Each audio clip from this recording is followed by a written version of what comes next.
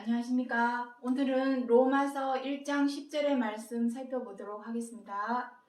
어떠하든지 이제 하나님의 뜻 안에서 너희에게로 나아갈 좋은 길 얻기를 구하노라. 자, 로마서 1장 10절에서 오늘은 하나님의 뜻, 하나님의 뜻에 대해서 살펴보도록 하겠습니다. 하나님의 뜻, 성경 66권 하나님의 말씀은 비록 사람의 손을 빌어서 기록을 했죠. 선지자들. 대표적인 선지자는 이사야, 예레미야, 에스겔, 다니엘. 또 신약 성경은 마태, 마가, 누가, 요한.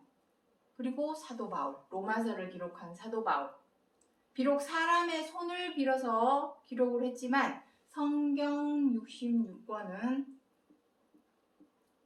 사람의 생각이나 가치관이나 사상, 이념을 기록한 책이 아니라 전적으로 하나님의 뜻. 하나님의 뜻은 무엇입니까? 하나님의 마음. 또 하나님의 어떤 계획하신 큰 계획, 빅픽처 이런 거죠. 큰 그림. 계획은 큰 그림이죠. 그러한 것들. 그리고 하나님의 어떤 사상. 이러한 것들을 성경 66권에 담고 있습니다. 그렇다면 우리는 과연 성경 66권 안에 있는 온전하신 하나님의 뜻을 알고 있을까요? 여기도 기록이 되어 있지만 하나님 뜻 안에서 사도 바울의 뜻도 아니요 사람의 뜻이 아닌 하나님의 뜻 안에서 너희에게로 나아갈 좋은 길 얻기를 구하노라 라고 사도 바울이 말을 하고 있습니다. 그렇다면 정확히 하나님의 뜻이 무엇인지를 알아야 한다는 것입니다. 그래서 오늘 이 시간에 하나님의 뜻이 무엇인지 정확히 알아서 그 뜻을 구하고 그 뜻대로 나아가기를 바라는 마음에서 오늘 이 시간을 마련했습니다. 자, 요한복음 6장 38절부터 40절 말씀 보도록 하겠습니다. 내가 하늘로서 내려온 것은 내 뜻을 행하려 함이 아니요 나를 보내신 이의 뜻을 행하려 함이니라. 내 아버지의 뜻은 아들을 보고 믿는 자마다 영생을 얻는 이것이니 라고 기록을 하고 있습니다. 요한복음 6장은 우리가 흔히 떡장이라고 그러죠. 떡에 관해서 기록을 해놓았는데 떡과 포도주에 대해서 내가 하늘에서 내려온 산 떡이다. 모세 때에 신의 광야에서 만나를 내려준 것과 빗대어서 비교해서 설명을 하시면서 예수 그리스도께서는 내가 하늘로서 내려온 산떡이다라는 표현을 했습니다. 왜 그러한 말을 했냐면 여기 나오죠. 내 뜻을 행하려 함이 아니요. 여기서 내 뜻이라면 사람의 뜻이겠죠. 사람의 뜻을 행하려고 온 것이 아니라 나를 보내신 이의 뜻을 행하려 함이니라. 이렇게 기록을 하고 있습니다. 자, 비교를 해보도록 하죠. 사람의 뜻이 있고 하나님의 뜻이 있습니다. 자, 사람의 뜻은 무엇입니까? 사람은 살아있는 동안 내가 어떻게 하면 성공을 할 것인가? 내가 어떻게 하면 끌어모을 것인가? 하는 어떤 욕심, 욕망에 가득 차 있기 때문에 사람의 뜻은 항상 어디에 기준이 맞춰져 있냐면은 체면, 자존심 이러한 것에 뜻이 포커스가 맞춰져 있습니다. 그러다 보니까 내 체면과 내 자존심을 구기는 사람 앞에서는 못 참죠. 못 참고 미워하게 되고 비방을 하게 되고 때로는 갑질도 하게 됩니다. 그리고 자기가 가지고 있는 어떤 칼자루 능력, 예를 들어 나이도 있을 것이고 또 위치, 사장, 회장, 이런 위치를 이용을 해서 사람을 쉽게 잘라버리고 꺾어버리고 밟아버리는 그러한 악행을 행하게 되죠. 이게 바로 사람의 뜻입니다. 부정할 수는 없지 않습니까? 이게 사람의 뜻이 아니다라고 말할 수는 없습니다.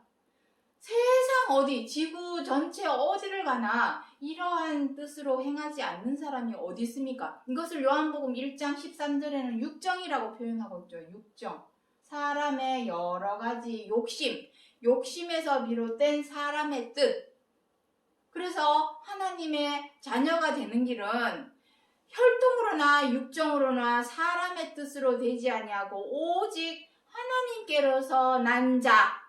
하나님께로서 난 자는 하나님의 뜻으로 행하는 자겠죠. 하나님의 뜻은 무엇입니까? 여기 나옵니다. 내 아버지의 뜻은 아들을 보고 믿는 자마다 영생을 얻는 이것이니. 여기서 아들을 보고 믿는다니까 아들의 외모를 보고 믿는 것일까요? 로마서 1장 10 앞으로 하겠지만 로마서 2장 11절에 보시면은 하나님은 사람을 외모로 취하지 아니하신다라고 기록을 하고 있습니다. 로마서 2장 11절에 기록을 하고 있습니다. 그렇다면 여기서 아들을 본다고 하는 의미는 뭘 보고 믿는 것일까요? 아들이 무엇을 사복음서에 기록을 하고 있는데 그리스도께서 오셔서 무엇을 했습니까? 그 한 것을 보고 믿는 자는 영생을 얻는 이것이니라고 기록을 하고 있습니다. 영생, 영원 무궁한 차원의 생명. 이 세상에 죽고 싶은 사람이 누가 있습니까? 다 살고 싶죠. 건강하게 겔겔거리면서 생명을 유지하는 것이 아니라 건강한 모습으로 생명을 유지하고 싶지 않은 사람은 누가 있습니까? 그렇다면 그것은 생명을 사랑한다는 말인데 생명을 사랑한다면 베드로서 3장 10절에 무엇이라고 있습니까? 악한 말을 그치고 게으르한 입을 막아버리고 오직 악행을 그치고 선을 행하라고 기록을 하고 있습니다. 아들의 무엇을 보고 아들이 행하는 선은 무엇입니까? 사랑입니다. 사랑으로 행하는 그 모습, 그것을 보고 믿는 자마다 영생을 주겠다, 생명을 주겠다 하신 것입니다. 왜냐하면 이 세상 모든 것은 다 퇴색되어 버리거나 없어져 버리거나 사라져 버립니다. 때가 되면. 하지만 사랑은 무엇이라 합니까? 사랑은 항상 있으니 고린도전서 13장에서 항상 있다고 기록을 하고 있습니다. 그래서 사랑은 썩지 않고 죽지 않는 영원히 있는 생명이다라고 말을 할 수가 있는 것입니다. 그래서 사랑으로 행하는 자라야 생명으로 들어갈 수 있다. 그것이 바로 구원과 직결되는 내용이 되겠습니다. 자, 제가 번외로 좀 다른 설명까지 말씀을 드렸는데 아들의 무엇을 보고 믿는가? 사복음서에서 아들에 관하여 기록한 것은 오직 십자가의 고난입니다. 십자가의 고난. 십자가의 고난이 무엇입니까? 자, 여기가 너무 지저분하니까 자, 아들을 보고 믿는 자입니다. 요 아들을 보고 믿는 것은 바로 십자가의 고난입니다. 십자가의 고난. 십자가의 고난이 무엇입니까? 십자가의 고난. 십자가의 고난은 다른 것이 아니라 성경 66권을 하나님께서 우리에게 주신 이유는 요한일서 2장 1절에 기록을 하고 있죠. 내가 너희에게 이것을 쓰면 너희로 범죄치 않게 하려 함이라. 죄를 범하지 않게 하려 함이라. 죄와 악에서 벗어나기 위한 피땀 눈물의 노력, 피땀 눈물의 노력. 이것이 바로 십자가의 고난입니다. 우리가 잘 알고 있는 히브리서. 이 내용은 히브리서 5장 7절부터 9절에 잘 기록을 하고 있습니다. 아들이실지라도 고난을 받으심으로 순종함을 배워서 구원의 근원이 되셨으니 라고 기록을 하고 있습니다. 아들이실지라도 그리스도라 할지라도 고난을 배워서 순종함으로 구원의 근원이 되셨다라고 기록을 하고 있습니다. 고난을 배웠다라고 합니다. 어떤 고난? 죄와 악에서 어떻게 하든지 벗어나려고 하는 그 고난만 겪으면 피땀 눈물의 노력만 하면 뭐합니까? 그 노력이 결실을 이루기 위해서는 반드시 이겨야 합니다. 이겨내야 합니다. 이겨내야 합니다. 죄와 악을 지금까지는 내가 밉다고 미워하고 뜻대로 안 된다고 분노하고 마음에 안 든다고 비방하고 못마땅하다고 함부로하고 갑질하고 그것을 지금은 너무나 가책 없이 양심의 가책 없이 거침없이 행하여 왔었지만 이제는 그렇게 행하는 것이 오히려 괴로운 사도 바울이 로마서 7장에서 뭐라고 합니까? 내 속에 하나님의 법과 육체의 법, 죄의 법이 함께 있으니 오호라 나는 공고한 사람이로다. 누가 나를 이 고난에서 건져내 주랴.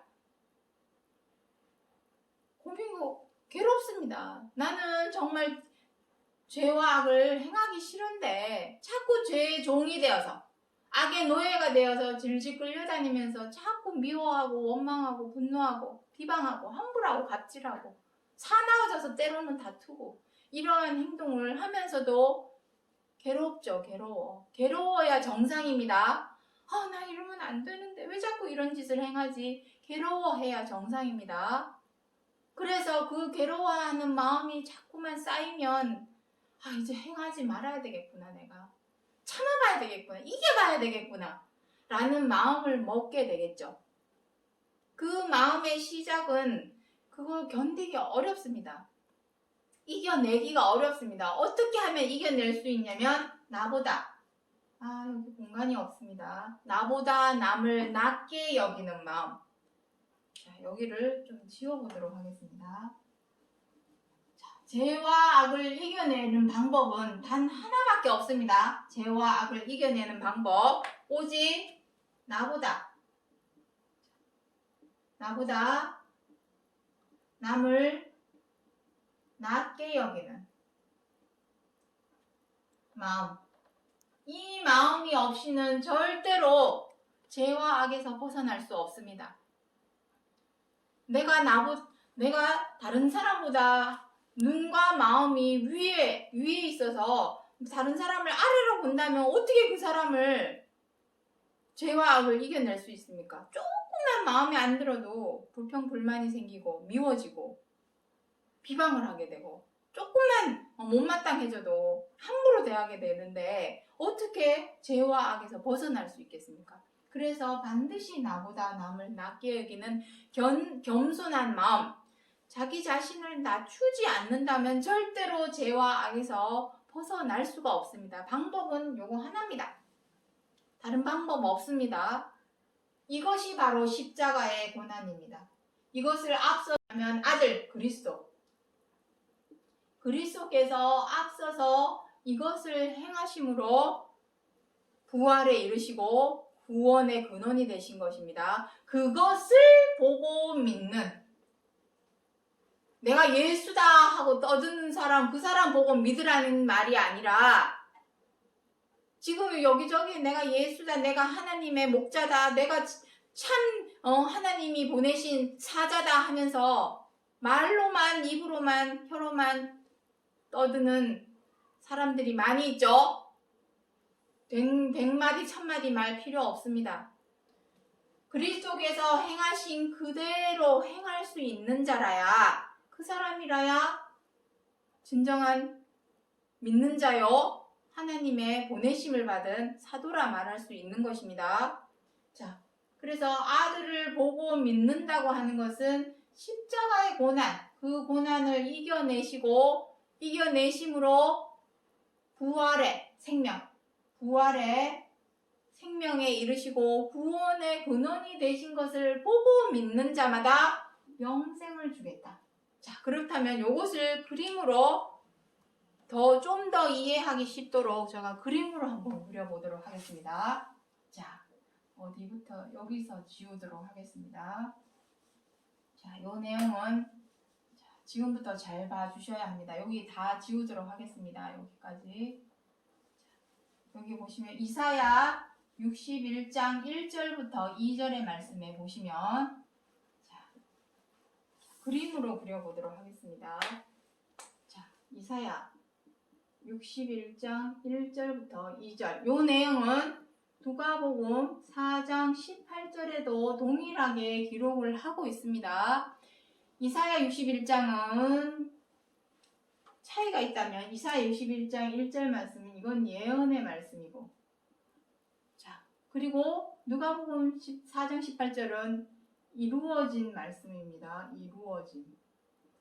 자, 그럼과 동시에 우리에겐 또 무엇이 남아있습니까? 그리스도께서 두 번째 다시 오시겠다는 약속이 우리에게 남아있습니다. 그래서 누가복음 4장 18절은 첫 번에 이루어진 말씀과 동시에 또 마지막 때 그리스도께서 두 번째 다시 오신다고 하는 시점에 살고 있는 우리들에게는 또 이것이 예언의 말씀이 되겠습니다.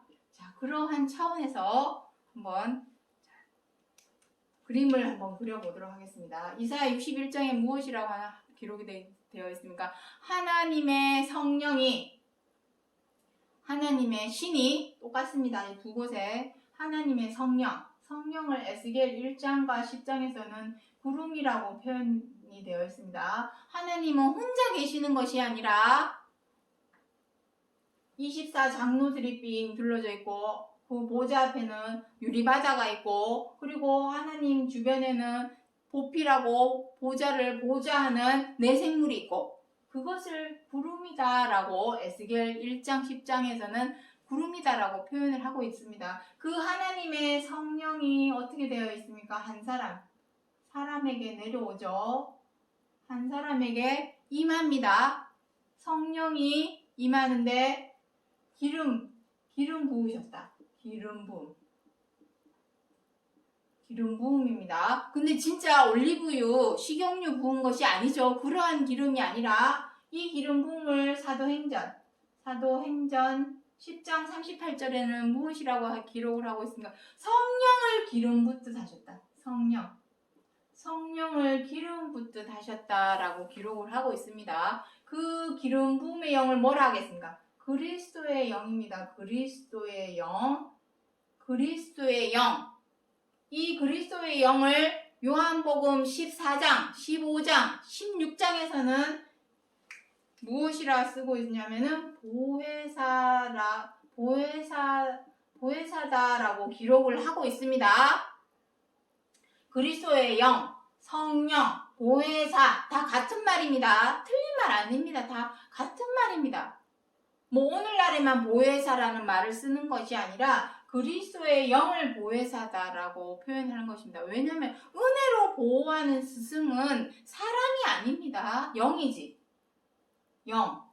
영이 우리 사람을 보호해주는, 은혜로 보호해주는 스승이 되는 것이지, 사람은 어느 누구를 막론하고 다 죄인이요 악인입니다. 로마서 3장 10절부터 15절에 무엇이라고 되어 있습니까? 의인은 없나니 하나도 없도다. 선인도 없고 하나님을 찾는 자도 없고. 뭔 소리야? 나 교회 다니고 하나님 맨날 이름 부르고 주 예수 이름 맨날 부르짖는데 뭔 소리야? 이름만 부르짖으면 뭐 하겠습니까? 그 뜻, 하나님의 뜻, 그리스도의 뜻을 몰라서 뜻대로 행하지 못한다면 교회 백날 첫날 다니면 뭐하고 그 이름을 부르짖으면 뭐 하겠습니까? 아무런 의미 없는 메아리에 불과하다라는 것입니다. 그래서 하나님의 뜻이 무엇인지를 알아야 한다라는 것입니다. 자, 그래서 성령, 그리스도의 영, 보혜사 다 같은 말입니다. 그렇다면 그 성령, 그리스도의 영, 보혜사가 임한 이 사람은 무엇이 되겠습니까? 그리스도가 되는 것이죠. 그리스도. 사도행전 2장 36절에 무엇이라고 했습니까? 하나님께서 그 아들로 주와 그리스도가 되게 하셨다 했습니다. 그리스도는 아무나 되는 것이 아니죠. 그리스도의 영이 임하였다면 그 영의 뜻대로, 성령의 뜻, 하나님의 뜻대로 행해야 되겠죠. 행하지도 않으면서 내가 하나님의 보내심을 받은 목자다, 사자다 라고 떠들어댄다면 그 사람이 하나님의 보내심을 받은 목자가 되는 것일까요? 아닙니다. 그 영, 그리스도의 영이 임한 대로 행해야 되겠죠. 그리스도의 임하신 영은 무엇입니까? 십자가의 고난. 아까도 여기 적어놨지만 오직 그리스도의 영을 입었다면 십자가의 고난. 먼저는 선생된 그 사람, 내가 하나님의 목자다, 하나님의 사자다 라고 말하는 사람, 그 당사자가 선생된 입장에서 자기 자신을 먼저 가르쳐야 되겠죠. 다시 말해서 본보기가 되어야 한다는 것입니다. 다른 사람의 본보기가 되어야만이 떳떳하게, 다른 사람들 앞에서 떳떳하고 자신있게 전하고 알릴 수가 있지. 자기 자신은 행하지도 못하면서 말로만, 입으로만 맨날 말을 한다면 그 말에 신뢰를 할 수가 있겠습니까? 그래서 그 그리스도의 영을 임한 사람은 그리스도인데, 그것이 2000년 전 유대 땅에 오셨던 그 한 사람이 바로 예수였던 것입니다. 그래서 예수 그리스도 하는 것이지, 단지 그냥 예수라는 이 이름 하나 가지고는 그냥 우리와 똑같은 사람에 불과합니다. 그 예수라고 한 사람에게 그리스도의 영이 임하였기 때문에, 이 그리스도의 영이 임하였기 때문에 주와 그리스도가 되게 해주신 것이지, 내가 예수다 한다고 그 사람 그리스도 되는 것이 아닙니다. 그리스도의 영을 받았다면 그 영, 그 뜻대로 행하여야 한다라는 것입니다. 그 뜻은 무엇입니까? 죄와 악에서 벗어나기 위한 피땀 눈물의 노력, 십자가의 고난을 통하여 이겨내고, 반드시 이겨내야 됩니다. 이겨낸다라는 의미는 무엇입니까? 더는 죄와 악에 휩쓸려서 사로잡혀서 종노릇하고 노예처럼 끌려다니지 않는다라는 의미입니다. 믿다고 미워하는 것이 아니라 내가 다른 사람의 입장과 처지를 이제는 헤아리고 이해하고 존중할 줄 알고 관용하고 배려하고 양보할 줄 알아서 사랑으로 행할 수 있는 사람이라야 진정한 그리스도의 영이 임한 사람이다 라고 말을 할 수 있는 것입니다. 그래서 중요한 것이 오늘날입니다. 오늘날. 아까 전에 내 아버지의 뜻은 아들을 보고 믿는 자마다 영생을 얻는 이것이니 라고 말씀을 드렸습니다. 자, 이것은 지금 여기서 말씀드린 거는 첫 번째 유대 땅에 오신 거예요. 첫 번째입니다. 첫 번째. 중요한 것은 두 번째. 그리스도께서 두 번째 다시 오신다고 하시는 약속이 우리에게 남아있죠. 그러면 오늘날의 그리스도는 어떻게 오는 것일까요? 우리는 마냥 기다리고만 있는 걸까요? 어떻게 오는지도 알아야 되고, 어떠한 모습으로, 어떠한 방법으로 오는지를 알아야 그리스도가 이미 왔는지, 아직도 별천지 얘긴지,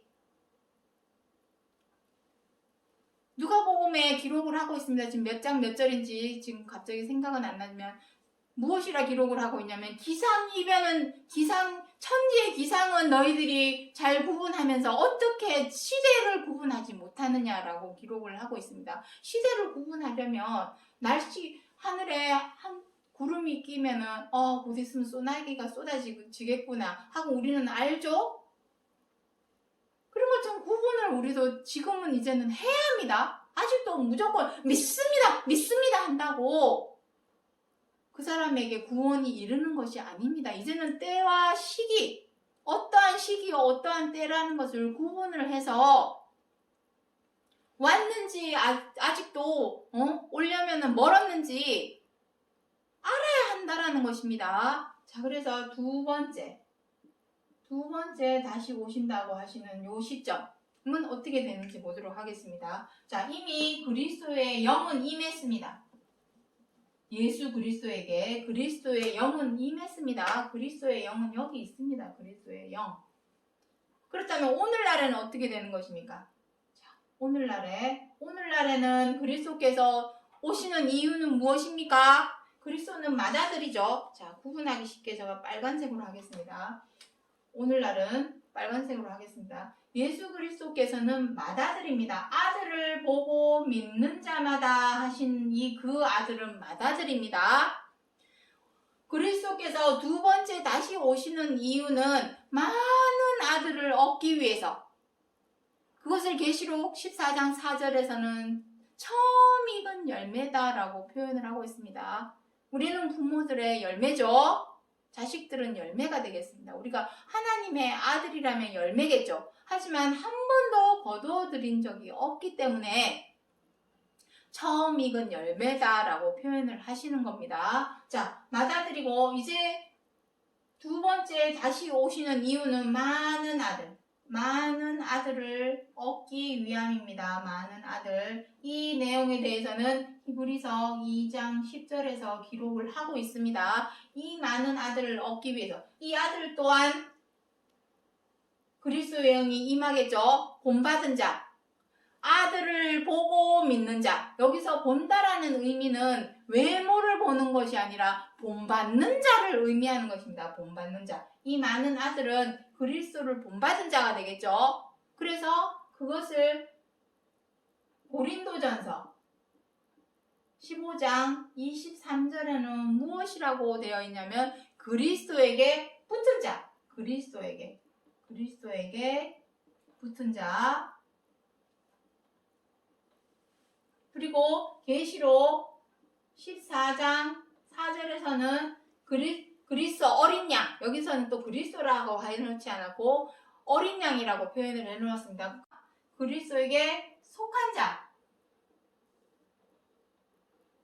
자, 여기 포커스 좀 잘 맞춰주시기 바랍니다. 이쪽에. 자, 이거 아주 중요한 부분이기 때문에 자, 요 많은 아들에 관한 내용을 일단 지우도록 하겠습니다. 이 붙은 자, 속한 자가 많은 아들이겠죠. 요것을 갈라디아서 3장 27절에는 무엇이라고 기록이 되어 있냐면 그리스도로 옷 입은 자. 이들이 바로 아들을 보고 믿은 자들이 되겠습니다. 자, 요 사람들이 바로 아들을 보고 믿은 자. 아들을 보고 믿는 자. 아까 전에 하나님의 뜻은 무엇이라 했습니까? 내 아버지의 뜻은 아들을 보고 믿는 자마다 영생을 얻는 이것이니 아들을 보고 믿는 자는 무엇입니까? 이것입니다. 그리스도에게 붙은 자. 여기서 그리스도에 붙은 자라는 의미가 무엇입니까? 그리스도께서 보이신 본보기, 십자가의 고난, 삶 속에서 생활 속에서 어찌하든지 죄와 악을 벗어버리려고 피땀 눈물을 노력을 하는 그러한 자를 고린도전서 15장 23절에서는 그리스도에게 붙은 자라고 표현을 해 놓았습니다. 그리고 계시록 14장 4절에서는 그리스도에게 속한 자. 그리고 갈라디아서 3장 27절에서는 무엇이라고 합니까? 그리스도와 더불어 세례받은 자. 세례는 무엇입니까? 교회에서 머리에 물 뿌려주고 손 씻는 세수식, 발 씻겨주는 세족식, 또 물에 풍덩 빠지는 침례식, 그게 세례입니까? 그것은 보여주기 위한 쇼. 의식에 불과합니다. 의식. 그거 행했다고 마음에 지은 죄가 없어지고 사라지지 않습니다. 절대로. 실질적이고 본질적이고 현실적인 행동이 필요합니다. 그 행동이 무엇입니까? 노력. 피땀 눈물의 노력. 어떻게 하든지 내가 이 죄와 악을 이겨보겠다. 내가 믿지만 저 사람 나 안 미워할 거야.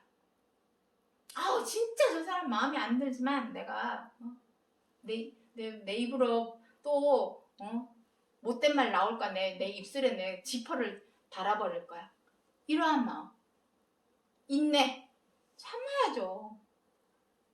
정말 속병이 날지언정 일단은 참아야죠. 그 입술로 더러운 말, 악한 말 내뱉지 않으려는 노력, 피땀 눈물의 노력은 해야 합니다. 그것이 세례입니다. 그것을 통해야만이 내 죄와 악이 사라지지 머리에 물 뿌린다고 마음에 지은 죄가 사라집니까? 절대로 사라지지 않습니다. 의식에 불과합니다. 의식. 결혼할 때 결혼식 올리죠. 결혼식 했다고 이혼 안 합니까? 그것은 의식에 불과합니다. 행사, 거칠애에 불과합니다. 실질적이고 본질적이고 현실적인 행동이 필요한 것입니다. 그 행동을 행한 자로 그리스도로 옷 입은 자라고 표현을 해놓은 것입니다. 그렇다면 그리스도에게 붙은 자, 그리스도에게 속한 자, 그리스도로 옷 입은 자들은 그리스도겠네요. 그리스도. 이들이 바로 그리스도입니다. 그리스도. 이들이 바로 그리스도입니다. 그리스도가 그럼 다시 왔네요. 그리스도는 사람이 아닙니다. 우리가 너무나 많은 것을 착각하고 있는데 그리스도의 영입니다. 영이 오는 것입니다. 영이 사람에게 임하는 것이지, 임하였다면 거기에 준하는 행동이 필요하겠죠. 그리스도라면 말로만, 입으로만 내가 하나님의 목자다, 하나님의 사자다, 내가 예수다 말로만 떠들 것이 아니라 실질적인 영이 임하였다면 그 영, 그 뜻이 무엇인지 그 뜻대로 행해야 되겠죠. 뜻대로 행하지도 않으면서 말로만 내가 예수다, 하나님의 사자다, 목자다 떠들어대면 뭐 하겠습니까? 사기꾼입니다. 사기꾼입니다. 어쩔 수 없습니다. 지금 시대가 자체가 이제는 눈 가리고 앙호하는 시대가 아닙니다. 정말로 구체적이고 논리적인 것들을 구분할 줄을 알아야 한다는 것입니다. 맹목적으로 그냥 내가 하나님의 목자다라고 말을 한다고 그 사람을 믿고 쫓아가는 시대는 이제 지나갔습니다. 정말로 그 사람이 하나님의 목자인지 하나님의 사자인지 스스로가 검증을 해야죠. 검증하는 방법은 성경에 다 나와 있습니다. 나는 무지하고 잘 몰라. 내가 뭘 알아서 저 사람이 하나님의 목자인지, 저 사람이 내가 하나님의 목자다 하니까 그런가 보다 하는 것이지. 이런 식으로 두리뭉실하게 맹목적으로 믿음을 가지던 시대는 이제 끝났습니다. 검증을 해야 합니다. 어떻게? 다 나오지 않습니까? 성경 안에 다 있는데 우리가 너무 무지해서 몰랐던 것뿐이지 성경 안에 다 나와 있습니다. 그렇다면 이들이 이제 그리스도가 되겠죠. 그리스도라 하니까 저 사람 뭔 말하는 거야? 이렇게 받아들이는 것이 아니라 그리스도의 영이 임하는 것입니다. 보혜사, 영이 임하는 것입니다. 영. 그리스도가 오신 것은 그리스도 당신을 위하심이 아니라 그리스도를 통하여 그 본보기를 보고 믿는 자들, 많은 아들을 얻고자 함이 바로 하나님의 빅픽처, 하나님의 계획입니다. 자, 히브리서 그래서 정리하겠습니다. 히브리서 10장 8절부터 9절에 제사와 예물과 전체로 번제함과 속죄제는 원치도 아니하고 기뻐하지도 아니하신다 하셨고, 이는 다 율법을 따라 드리는 것이라. 내 아버지의 뜻을 행하러 왔나이다. 그 후에 말씀하시기를 내가 내 아버지의 뜻을 행하러 왔나이다. 이것이 본질입니다. 이것이 본질. 자, 마지막으로 요거 하고 이제 끝내도록 하겠습니다. 하나님의 뜻. 자, 하나님의 뜻은 제사, 예물 다 필요 없습니다. 하나님은 그런 거 원하시는 거 아닙니다. 어떤 부모가 자식에게 돈을 원하겠습니까? 이제는 어떤 의식을 치르고 이러던 시대는 끝이 났습니다. 실질적이고 본질적이고 현실적인 행동이 필요한 시대입니다. 자, 제사와 예물. 제사. 여기서 예물은 희생 제물을 말합니다. 제사, 예물. 이건 희생 제물을 의미합니다. 옛날에는 모세 율법에 우리는 다 율법을 주신 이유가 뭐라고 했습니까? 로마서 또 얘기합니다. 율법 얘기만 나오면은 항상 반복해서 말씀드리고 있습니다. 로마서 3장 20절, 갈라디아서 3장 19절. 여기에 보시면은 하나님께서 율법을 주신 것은 사람이 자꾸만 죄를 범하기 때문에 죄를 깨닫게 하려고 율법을 주셨다 합니다. 죄를 깨달았으면 내가 죄인이었구나. 내가 악을 행하는 악인이었구나. 라는 사실을 알았으면 어떻게 해야 되겠습니까? 죄에 대한 용서를 구해야 되겠죠. 용서 구함. 용서 구함이 바로 이 용서 구함이 제사와 하나님께 예물을 드리는 것입니다. 짐승을 잡아서 목을 따서 아직도 이런 제사를 지내는 곳이 많이 있습니다. 저 남미 쪽이나 이런 데 가면은 닭을 잡아가지고 닭 목 따가지고 제단 주위에 뿌리고 고기는 불태워서 살라서 연기를 하늘 위로 올리고 옛날에는 사람을 희생제물로 드리기도 했답니다. 잉카 제국에 잉카 문명 이런 데 보시면 나옵니다. 제가 지어낸 말이 아니라 옛날에는 사람도 희생제물로 바치던 때가 있었습니다. 뭐 여하튼 이러한 제사 예물 용서를 구하기 위해 필요했던 것입니다. 이것이 오늘날의 무엇입니까? 예배입니다. 이것이 오늘날의 예배 헌금입니다. 하지만 여기서 무엇이랍니까? 하나님께서는 제사와 예물과 전체로 번제함과 속죄제는 원하지도 아니하시고 기뻐하지도 아니하신답니다. 왜냐? 율법을 따라 드리는 것이기 때문에 모세 율법을 따라 이거는 율법 지금 우리가 예배 드리고 헌금을 드리고 있다는 얘기는 아직도 우리가 율법 아래 있다라는 의미입니다. 율법 아래. 뭔 소리야? 나 예수님 믿고 있는데 내가 왜 율법 아래 있어? 이렇게 말씀하시겠죠? 생각해 보시기 바랍니다. 내가 그리스도께서 오신 이유는 무엇입니까? 너희로 범죄치 않게 하려 함이라. 근데 우리는 지금 어떻게 합니까? 세상에서 일주일 동안 살다가 주일날 교회 가가지고 하나님 나 오늘 이런저런 잘못을 저질러서 용서해 주시기 바랍니다. 주기도문도 외우시죠? 늘 예배 때마다 우리의 죄를 용서하여 주옵소서. 용서를 구하는 것 자체가 율법 아래에 있는 것입니다. 용서는 왜 구하는 겁니까? 용서는 누가 구하는 것입니까? 죄인, 악인이 구하는 것입니다. 아니 예수님을 믿어 이제는 죄사함을 받았는데 왜 아직도 죄인처럼 악인처럼 용서를 구하십니까? 구하지 말아야죠. 근데 아직도 죄를 지하고 세상에서 죄도 짓고 악도 행하고 있는데 앞뒤 말이 맞지 않습니다.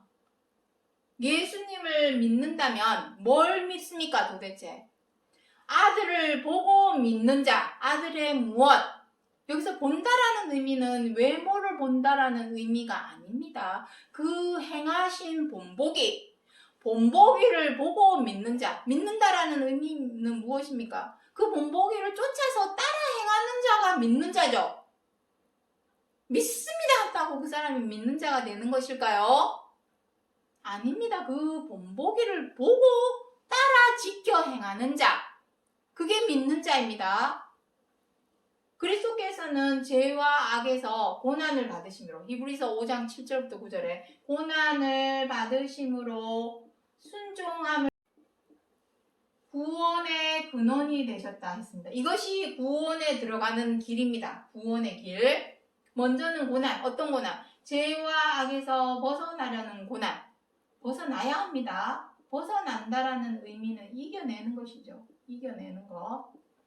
이겨내고 죄와 악에서 벗어나야만이 하나님의 뜻, 서로 사랑하라 하신 사랑으로 행하는 순종을 할 수 있습니다. 사랑으로 온전히 행할 줄 알아야 비로소 우리는 구원을 얻을 수 있는 것입니다. 이 세상에 우리에게 생명을 줄 수 있는 것은 오직 사랑밖에 없습니다.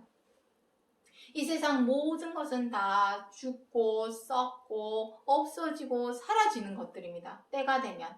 하지만 오직 사랑만큼은, 사랑으로 행하는 것, 그것만큼은 우리로 생명으로 인도해 주는 것입니다. 이것이 바로 믿음의 의입니다. 이거는 로마서 2장에 다음에 2장 할 때 다시 말씀드리시겠지만 이것이 바로 믿음의 의입니다. 요 믿음의 의를 아브라함도 행하였기 때문에 믿음의 조상이 되신 것입니다. 어쨌거나 지금 오늘은 믿음의 의 가운데 있어야만이 율법 아래에서 벗어난 자입니다. 하지만 내가 아직도 또 예수님 믿습니다 하면서도 죄와 악에서 벗어나지 못하고 사랑으로 지켜 행하지도 못하고 있다면 그 사람은 아직도 율법에서 못 벗어난 것입니다. 말로만, 입으로만, 혀로만 믿습니다 하는 사람이지 실질적으로 아무것도 바뀐 거 없습니다. 아직도 율법 아래 있는 사람입니다. 지금 내 위치가 어딘지, 내가 지금 어떤 상태인지를 내가 정확히 알아야 거기서 벗어날 수가 있는 것이기 때문에 제가 콕 집어서 말씀을 드리는 것이지 절대로 그 사람의 마음을 흐트리거나 그 사람의 마음을 괴롭게 하려고 드리는 말씀이 아닙니다. 지금 내 상황을 알아야 내가 나오든지 거기에 있든지 하기 때문에 정확한 팩트를 말씀을 드리는 것입니다. 그래서 이러한 것은 하나님께서 원하지 아니하고 무엇을 원한다 했습니까? 그 후에 말씀하시기를 내가 아버지의 뜻을 행하러 왔나이다. 아버지의 뜻은 무엇입니까? 아버지의 뜻은 아들을 보고 믿는 자, 아들의 무엇? 아들이 행하였던 그 고난, 어찌하든지 죄와 악에서 벗어나기 위한 피땀 눈물의 노력을 통하여 벗어난 이김, 세상을 이긴 이김, 이것을 이겨내야만이 비로소 하나님의 뜻에 순종할 수 있습니다. 십계명. 제 아무리 많은 계명이 있다 할지라도 사랑으로 이웃을 내 몸과 같이 사랑하라 하신 말씀 안에 다 들어있느니라. 사랑으로 행할 수 있어야 비로소 우리에게 구원이 생깁니다. 맨날 입으로 믿습니다. 주여 주여 한다고 해서 구원에 이르는 거 아닙니다. 자, 그래서 오늘 정리 마지막으로 제목 읽어보도록 하겠습니다. 누구든지, 여기서 누구든지 하는 것은 하나님을 잘 몰라 안 믿고 못 믿는 세상 사람도 포함됩니다. 왜냐하면 하나님은 이방인의 하나님도 되기 때문입니다. 비록 율법의 제도는 알지는 못한다 할지라도 사랑으로 온전히 사랑으로 행할 줄만 안다면 오히려 믿는 사람보다 더 낫습니다. 오히려 교회 백날 첫날 신발 밑창 다 까지도록 교회 다녀봤자 소용없습니다. 내가 하나님의 뜻을 몰라서 그 뜻대로 행하지 못한다면 다 무슨 소용이 있겠습니까? 그래서 누구든지 하나님의 뜻대로 하는 자라야 내 형제요 자매요 모친입니다. 뜻, 하나님의 뜻은 아들의 보고 믿는 자마다 영생에 이르는 그것입니다.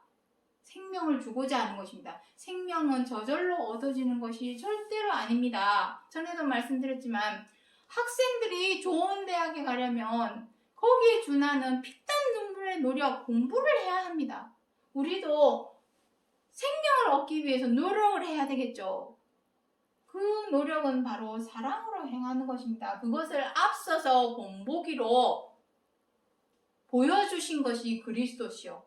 너희들도 그렇게 따라 행하라고. 그렇게 해서 그리스도에게 붙은 자, 속한 자, 그리스도로 옷 입은 자, 그 사람들에게 그리스도의 영이 임하였으니 그 사람들이 바로 오늘날에 두 번째 다시 오시겠다 하신 그 그리스도가 되는 것이요. 그 많은 아들, 맏아들을 통하여 많은 아들을 얻고자 하심이 하나님의 뜻이요, 마음이요, 빅픽처, 계획이라는 것을 기억해 주시기 바랍니다. 오늘 여기까지 하고 마치겠습니다. 감사합니다.